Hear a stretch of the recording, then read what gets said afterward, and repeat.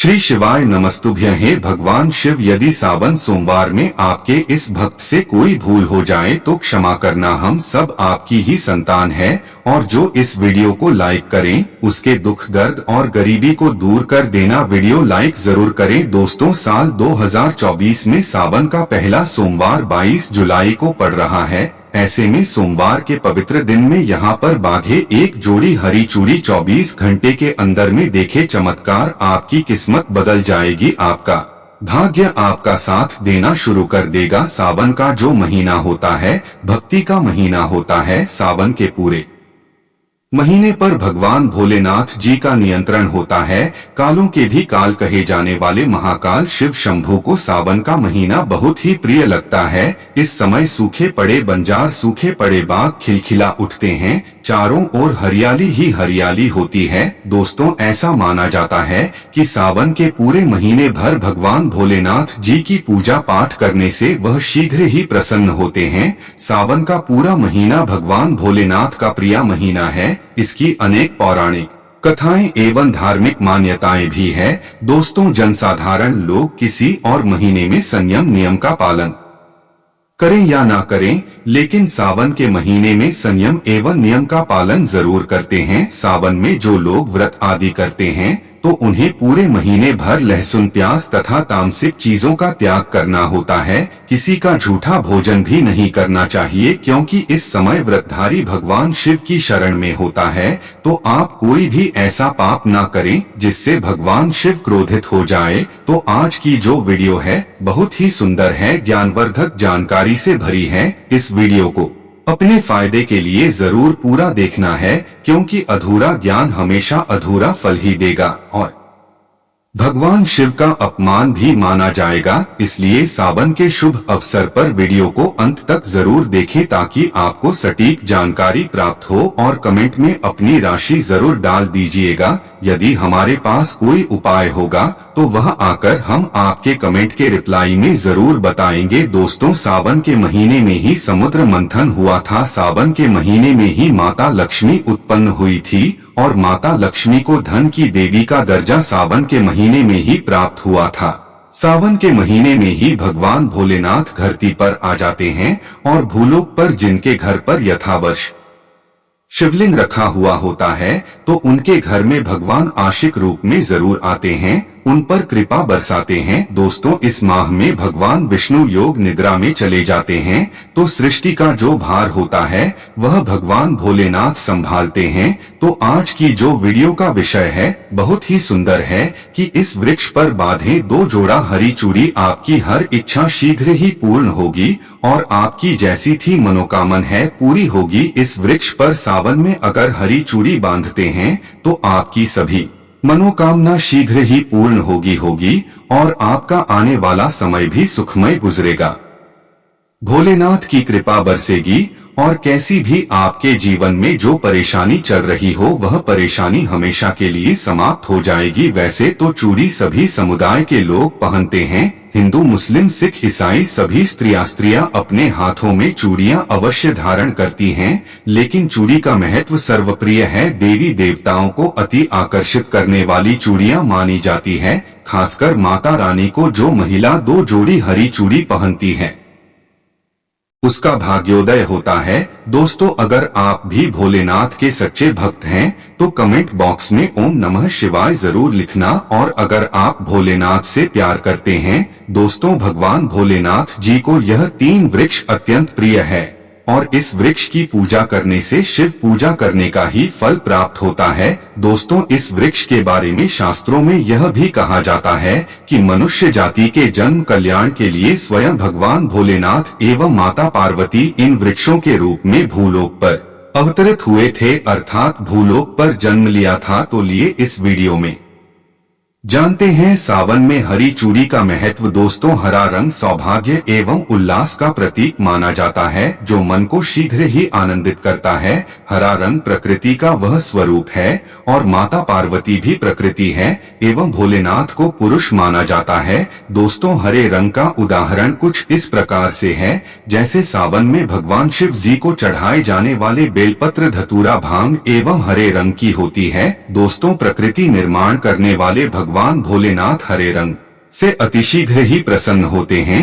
सावन में जो महिला हरे रंग की चूड़ी पहनती है, हरे वस्त्र धारण करती है, उन्हें अखंड सौभाग्य की प्राप्ति होती है। दोस्तों, इसलिए कहा जाता है जितनी भी माताएं बहनें हैं उन्हें पूरे सावन के महीने में हरे रंग की चूड़ी जरूर पहननी चाहिए, हरे वस्त्र जरूर धारण करने चाहिए। सावन के महीने में जो माताएं बहनें भगवान भोलेनाथ की पूजा हरे रंग के वस्त्र धारण करने चाहिए, और भूलकर भी सावन के महीने में काले वस्त्र किसी भी महिला को कदापि नहीं पहनना चाहिए। ऐसा माना जाता है कि इस रंग के कपड़े पहनने से महिला के पति पर कष्ट आते हैं और उनके पति की आयु कम हो जाती है। तो दोस्तों, इस वृक्ष पर किसी भी सावन सोमवार के दिन या सावन में किसी भी समय जरूर बांधे हरी चूड़ी। दुर्भाग्य आपका सौभाग्य में बदल जाएगा। कैसी भी आपके ऊपर परेशानी हो, गरीबी हो, कष्ट हो, कर्ज हो, तकलीफ हो, जीवन में जो परेशानी हो वह सारी समस्याएं समाप्त हो जाएगी। दोस्तों, केवल एक ही सोमवार के दिन अगर आप यह उपाय करते हैं,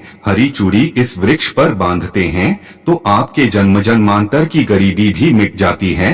एक ही सोमवार के दिन यह उपाय करने से मनोकामना पूर्ण होगी। तो दोस्तों, वह वृक्ष कौन से है, आइए जानते हैं। प्रथम वृक्ष है शमी का वृक्ष। शमी के वृक्ष के बारे में ध्यान से सुनिएगा। तो शमी का वृक्ष माता पार्वती का एवं भगवान भोलेनाथ जी का मिश्रित स्वरूप कहा जाता है। इसलिए दोस्तों, शमी के वृक्ष को उमा महेश्वर वृक्ष भी कहा जाता है।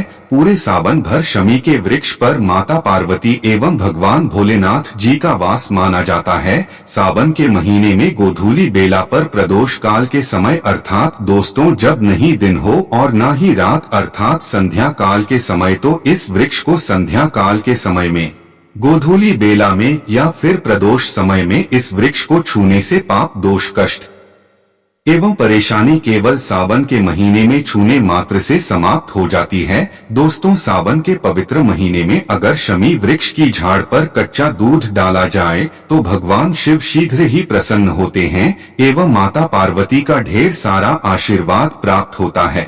तो आपको धन, गुण एवं परम शिव भक्त की प्राप्ति होती है। दोस्तों, इस वृक्ष को छूने से पाप तत्काल नष्ट हो जाते हैं। कैसा भी आपके जीवन में पाप हो, दूर हो जाता है।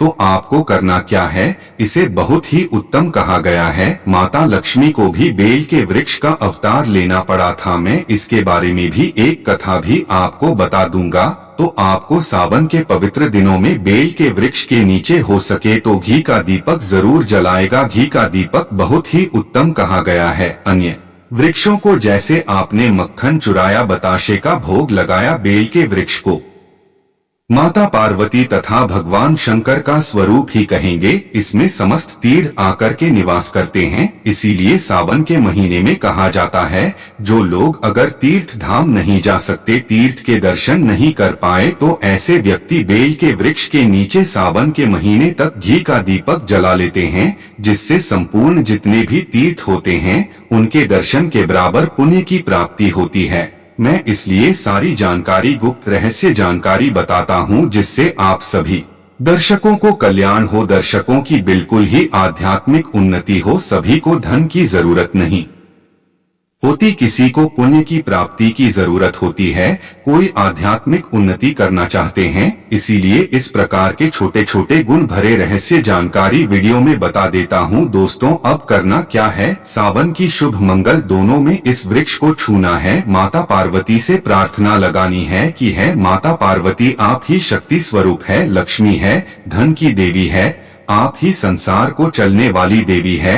इस प्रकार से प्रार्थना करते हुए इस वृक्ष को छूना है और बोलना है, मेरी गरीबी मिटाई माता, मेरी निर्धनता को मिटाए, मेरे जीवन में चल रही परेशानियां, सारी परेशानियों को दूर करें। इस प्रकार प्रार्थना करते हुए आपको एक कपूर और एक लौंग को भी जला देना है और एक काम जरूर करना है। जलाने के बाद इस वृक्ष को आपको बोलना है कि मैं भोग स्वरूप आपको धतूरे के पत्ते एवं धतूरे के फल समर्पित कर रहा हूँ, आप स्वीकार करें। दोस्तों, इस वृक्ष की जड़ के नीचे में भी आपको धतूरे के फल एवं पुष्प को, पुष्प है तो पुष्प भी रख सकते हैं। और अब वृक्ष आपको छूना है, प्रार्थना करते हुए कि हमारी गरीबी मिटाए, हमारी निर्धनता मिटाए, बिल्कुल ही आपके जीवन में कभी गरीबी नहीं आएगी। और एक प्रार्थना जरूर करना है। किसी की हाय लग गई हो, बद्दुआ लग गई हो, किसी का दोष लगा हो जिसके कारण हमारी आध्यात्मिक उन्नति नहीं हो पा रही हो, तो आप जो है बद्दुआ एवं किसी का दोष लगा हो उसे तुरंत दूर करें। शनि राहु केतु का अगर दुष्ट प्रभाव लग रहा हो, नवग्रह में से कोई नवग्रह हमें पीड़ित कर रहा हो, या फिर किसी भी हमारे पूर्वजों द्वारा किसी भी प्रकार का हमें पितृ दोष लगा हो, क्योंकि पितृ दोष लगने के कारण व्यक्ति की आदमी उन्नति भी नहीं हो पाती, तो आप बोलने की समस्त प्रकार के देशों को आप दूर करें, अपने अंदर में खींच लीजिए और आप हमें दोष मुक्त कर दीजिए। तो इस प्रकार से आपको यह प्रार्थना करनी है।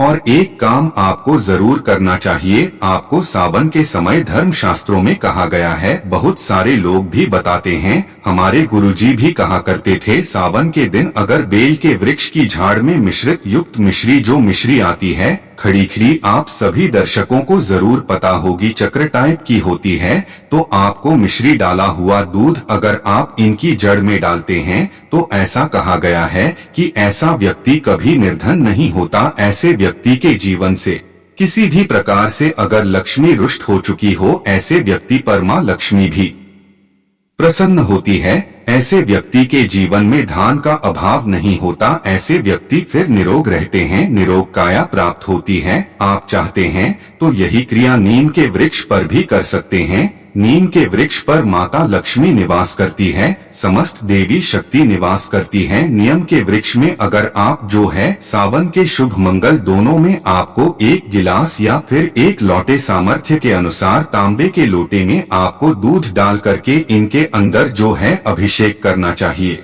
उनकी झाड़ में डालना चाहिए, लेकिन आपको मीठा दूध ही डालना है। मिश्री मिला हुआ दूध आपको चढ़ता है, इनकी झाड़ में डालना है और गरीबी मिटाने की प्रार्थना करनी है। या फिर जिन लोगों पर कर्ज का भार है वह लोग बोल सकते हैं कि हमारे कर्ज का भार दूर हो, या फिर जीवन में जो किसी भी प्रकार की जो परेशानी है वह परेशानी भी बोल देना, वह परेशानी तत्काल यह वृक्ष समाप्त करते हैं। और आपको इसे छू दूध आपको चढ़ता है, इनकी झाड़ में डालना है और गरीबी मिटाने की प्रार्थना करनी है। या फिर जिन लोगों पर कर्ज का भार है वह लोग बोल सकते हैं कि हमारे कर्ज का भार दूर हो, या फिर जीवन में जो किसी भी प्रकार की जो परेशानी है वह परेशानी भी बोल देना, वह परेशानी तत्काल यह वृक्ष समाप्त करते हैं और आपको इसे छू करके आ जाना है। दोस्तों, सावन में आप इन वृक्षों को जरूर छुए, आपका कायाकल्प हो जाएगा। भगवान शिव आपके ऊपर मेहरबान हो जाएंगे, माता पार्वती एवं माता लक्ष्मी की कृपा प्राप्त होगी, आपकी भक्ति की कामना आराधना पूर्ण हो जाएगी। तो अगर आप महादेव की कृपा प्राप्त करना चाहते हैं और उन्हें अपने घर पर बुलाना चाहते हैं तो कमेंट बॉक्स में लिखें हैं। भगवान शिव आपका स्वागत है हमारे घर में। हर हर महादेव, श्री शिवाय नमस्तुभ्यं। वीडियो को लाइक जरूर करें व चैनल सब्सक्राइब कर लें।